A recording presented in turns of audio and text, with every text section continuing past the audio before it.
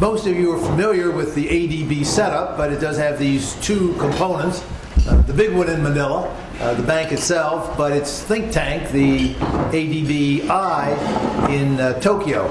I have a very close personal affinity to the Asian Development Bank. In my very first job back in 1966, I attended the inaugural ceremony at which the Asian Development Bank was created in Manila. I was one of the 3 or 4 representatives of the U.S. government, and I've always had the ADB very close to my heart ever since that time.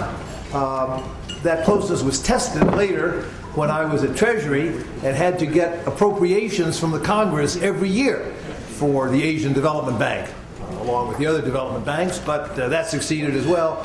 And I've always had a great fondness for and admiration for the work of the ADB, and after it was created as well, the ADB-I. This book that we're releasing today is unique in several respects. First, it is produced by the Asian Development Bank and jointly authored by the dean of its institute in Tokyo and one of its chief economists in Manila.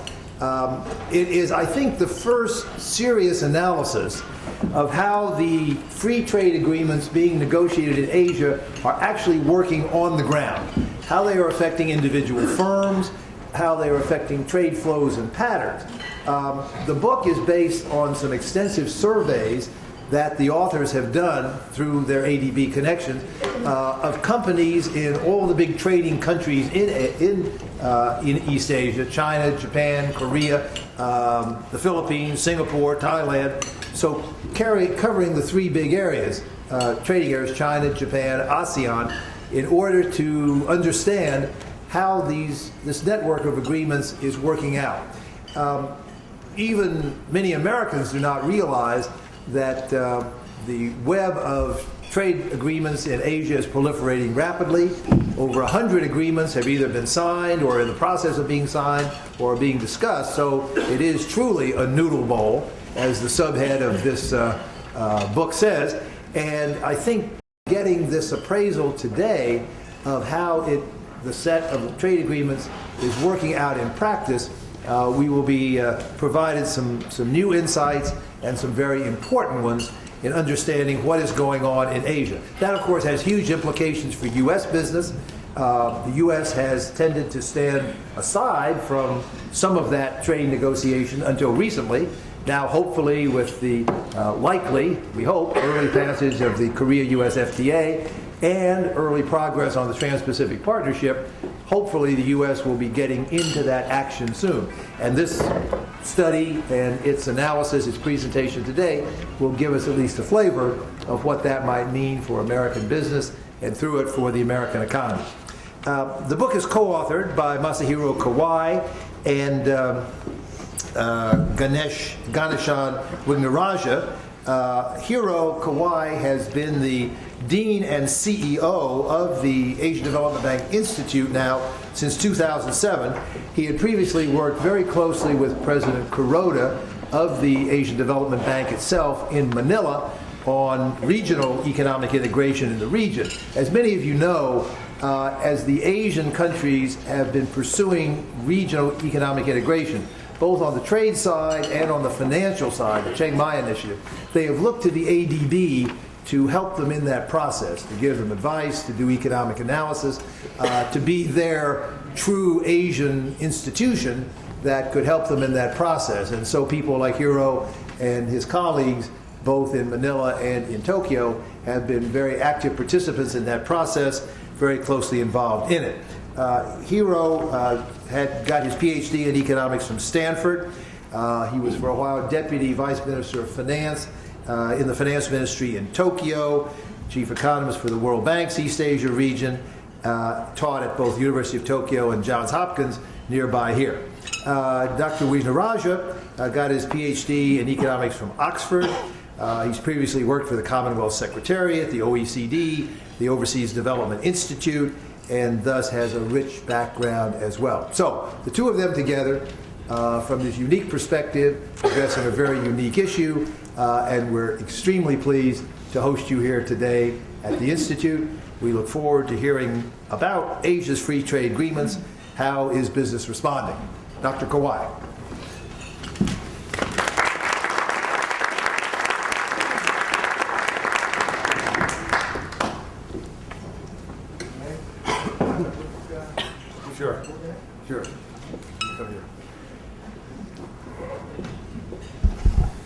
Thank you, Fred, and thank you for the Peterson Institute to host this book launch event.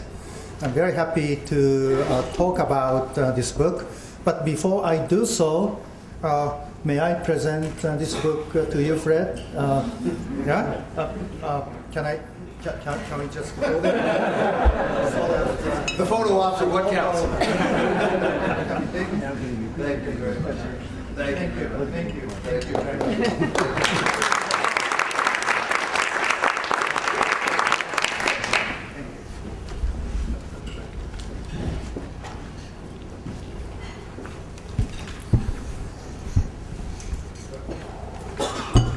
I'm not going to spend a long time, but let me briefly explain the situation in Asia on FTAs and basic findings of this book.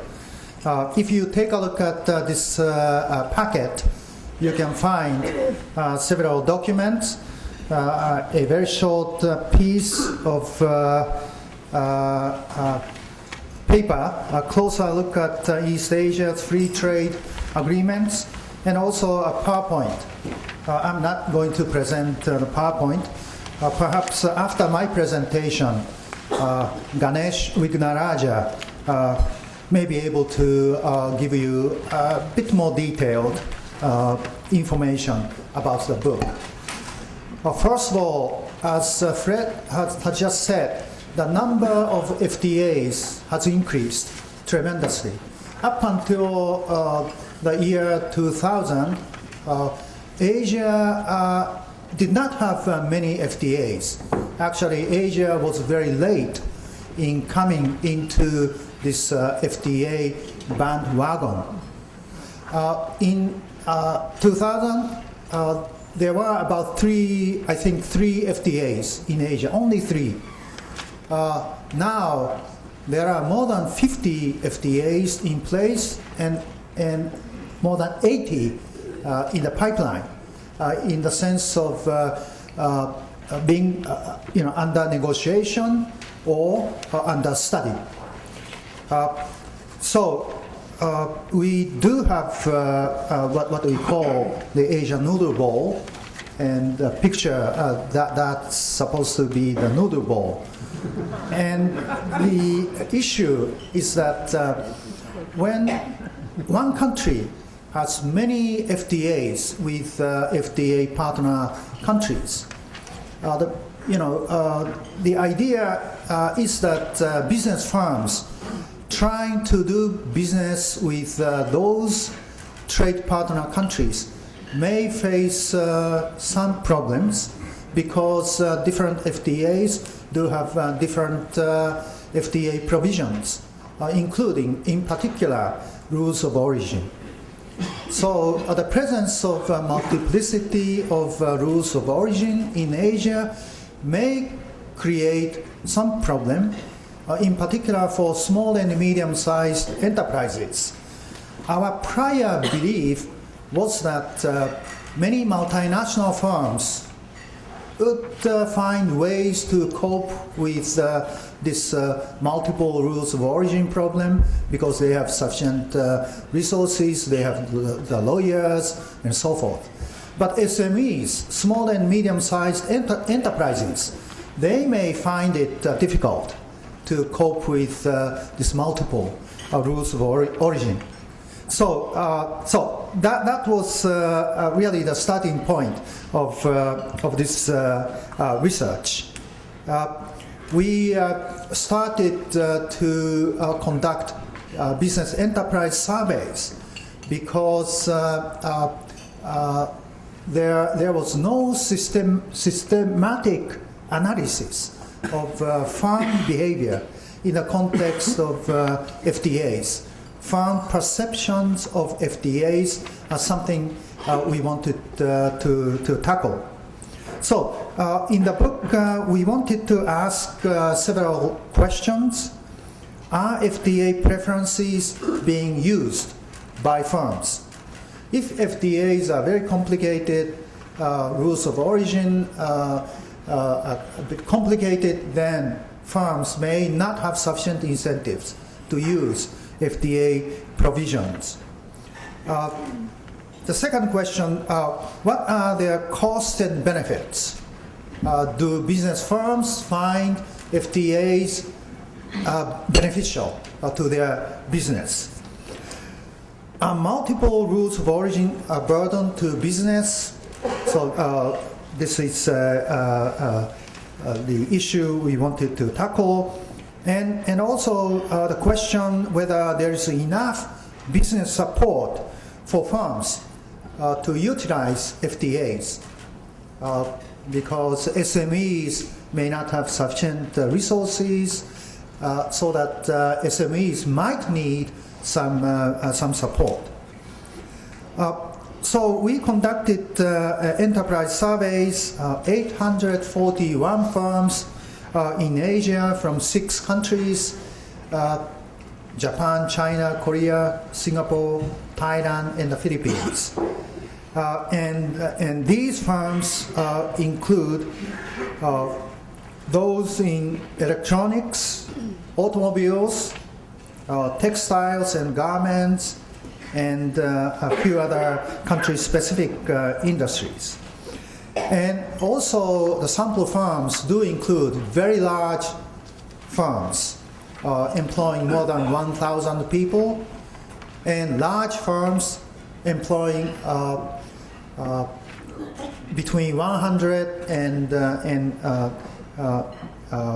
999, and SMEs, those firms employing less than 100 people.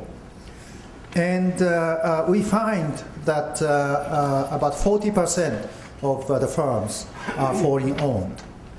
So this is really the first time to conduct such an enterprise survey and do analysis of their perceptions of FTAs in a systematic way. We found several interesting results. The first is that firms tend to use FTAs more than expected. If you know the literature in this area, trade economists used to believe that not many FTAs were used. But we found that about 28% of firms surveyed do use FTAs, and more than 53% of the firms said that they plan to use FTAs in the future. These numbers may sound small for some of you, but for trade economists, these numbers are very, very big. So that was a comfortable surprise to us. And another finding is that many firms said that FTAs would provide large benefits because of market access in the foreign countries, for exports, and also the ability to import inputs for production, and the expanded business opportunities are clear benefits. And then on the question of the noodle ball, we found that the concerns of the noodle ball are a bit overstated. The reason is that about 20% of firms said that the multiple rules of origin would be costly to them. 20%, is this a high number or low number? This 20% is much lower than we thought. And what was interesting was that SMEs, small and medium-sized enterprises, said that multiple rules of origin were not a significant problem. That was a surprise to us. We thought for SMEs, multiple rules of origin would be a problem.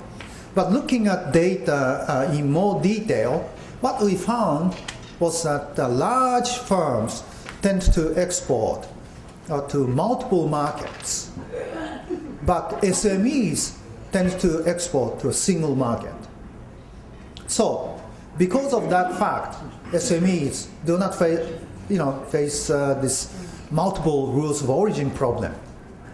But large firms and very large firms do face the problems, and they say it's a problem.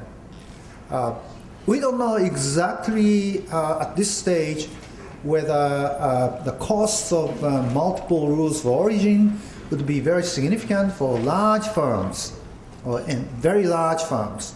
But they say they create problems. And SMEs say they don't. But as more SMEs start exporting to multiple markets, and as the maturity of FTAs goes up, Asia has only a very short history of FTAs, only 10 years or less than 10 years, maybe 5 years or a few years. So as firms get used to how to use FTAs, they may face more problems of multiple rules of origin, in particular for SMEs.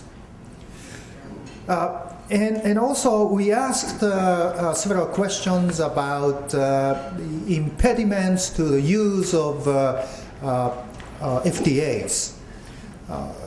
What was interesting was that a very simple reason: they don't know much about FTAs. The lack of information of FTAs was a dominant impediment. And that was a surprise to us, because we assumed that firms are very clever, they know everything, but they don't know actually much about FTAs. And so that was the first impediment. The second impediment was the low margins of preference in some sectors. In some sectors, globally, tariff rates are very low, in particular for electronic products, and then the benefit of using FTAs is limited, and there may not be sufficient incentive to utilize FTAs. Other reasons included high administrative costs that would require some administrative works and investment on the part of firms. And finally, many firms expressed the desire for business support provided either by the public sector about FTAs or by the business associations in their countries. And this demand for business support is much higher in lower income countries like the Philippines and Thailand. And for SMEs who do not have sufficient resources, this sort of support would be very, very important. So it's a very brief summary of the book. And then I'm sure Ganesh will give you a bit more information on this. And finally, the book talks about how to make trade more business friendly. We provide several directions, like rationalizing rules of origin, making rules of origin more business friendly, and adopting so-called co-equals for rules of origin. So either A or value content, or change in tariff classifications or something else, let the firms choose, whichever is the best rules of origin for them. Actually, that's beginning to happen in Asia. Harmonizing regional rules of origin, allowing accumulation of rules of origin, particularly among countries, say 3 countries, and if the 3 countries have bilateral FTAs, not together, then allowing accumulation of value contents among the 3 countries may make sense.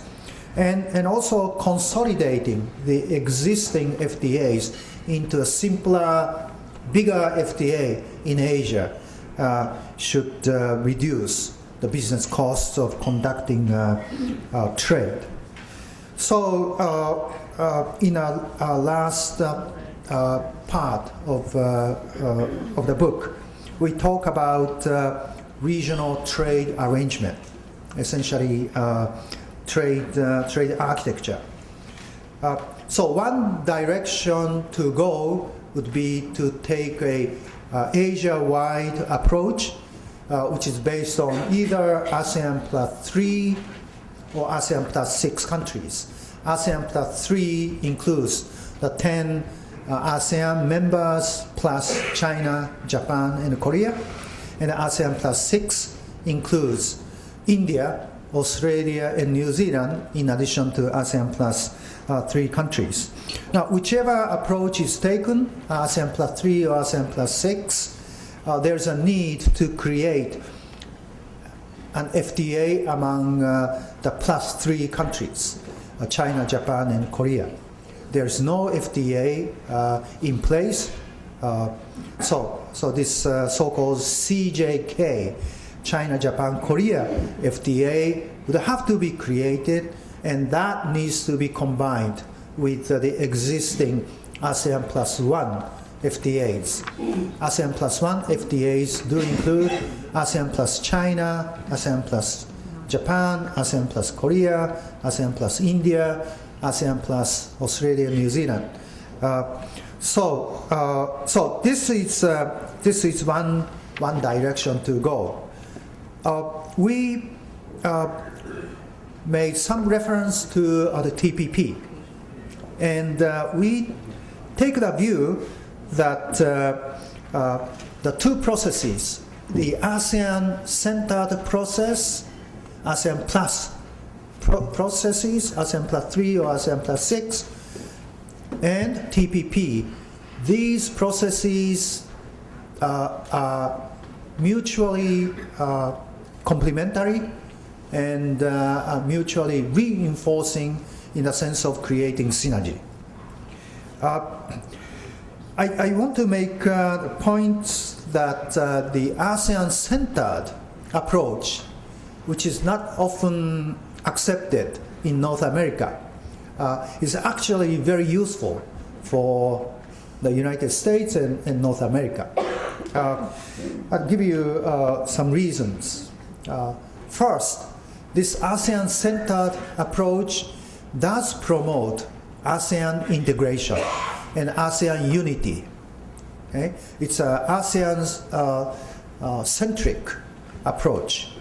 It respects the so-called ASEAN centrality, okay, in Asia.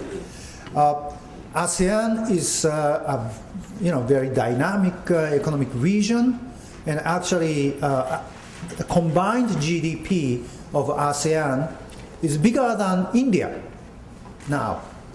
Well, if India is a big emerging giant economy, ASEAN is already a big economic entity. So it's a viable and dynamic economic region in Asia. And also, this ASEAN-centric approach does include low-income ASEAN countries, like Cambodia, Laos. So this is a very inclusive process. Now, typically, these low-income countries are neglected in bilateral FTA discussions because they are not attractive, for the U.S., for any other country. But the ASEAN-centered process does include these small countries, and that means that these small countries are supported in the process, which is very good. And also the ASEAN-centered process does include China. China in the multilateral rule-based framework. And I think, we believe that it's very good to bring China into such a, rules-based framework and encourage China to pursue that process. TPP, as of now, I don't think includes China even as a potential prospective member. So TPP without China going on, and the ASEAN-centered process, and these two processes can be linked up in the future. So the parallel processes would be very good, because TPP would put pressure on other non-TPP members to liberalize, because they want to join. They want to link up with the US and other large markets. Japan is a typical good example. Japan has decided to pursue agricultural reform. And once Japan does it, then it would be easier for Japan to negotiate an FTA with China and Korea. And on the other hand, the ASEAN-centered process would also have a positive impact on non-ASEAN Plus members in opening up. So these two processes are highly complementary and do have synergy with each other. And from the perspective of the United States, the ASEAN-centered process is also quite beneficial. So why don't I just stop now? And if you don't mind, Ganesh may want to give you a bit more detailed information in maybe, 5 minutes or so. Thanks, Mark.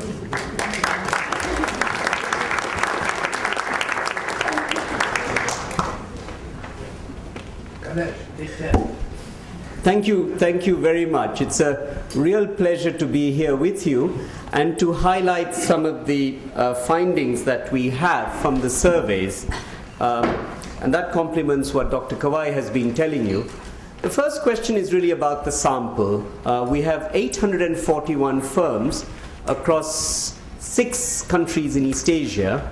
We have Japan, Korea, China, which are the more advanced countries, of course. We have Singapore, Thailand, and the Philippines. So it's a very interesting spectrum. And we covered what one would call the big industries in East Asia. A third of our firms are in electronics. Around 20% are in the auto sector, 17% in textiles. And then we had a couple of sectors that were specific to countries. We had food, which was very important for the Philippines, chemicals, which was important for Singapore, and metal products, which was important also for Thailand. And we used a random sampling method where we collected lists of which were the companies in a country, and those were randomly sampled. And then we put a lot of effort into these interviews. These were all face-to-face interviews. These were not postal interviews that were sent on a hit-or-miss basis, but were very systematically done. So the quality of the data we are quite confident about, and we had senior researchers from the region doing each country survey. The sample had about a third in SMEs, and the other side classes kind of matched that sort of amount. And around 40% of the sample were foreign-owned, with some percentage of foreign equity. The questions that we looked at, Dr. Kawai has already run through them, and they're on your slide. Let me just give you some cross-country results. So around 28% of our firms in aggregate are using these FTAs, and the red gives you some sense of this by country, and the blue gives you what the use and future use is. And the number to really look at is China. We know that China has large-scale firms. We know that China is the destination for much of the world's FDI. We know that China has wages and productivity that very few can compete with. Now we know that China is interested in FTAs and is considering them as a serious trade policy instrument. This is the reason why we have to wake up to this phenomenon. The other countries, you have the data, and Korea plans to use a lot of this in the future, and that's the important issue. The Philippines, on the other hand, is at the other end of the spectrum, where the use rates are quite low, commensurate with that being a low middle income country, and there are various institutional and other capacity issues in the Philippines. So we have a very interesting spectrum of results.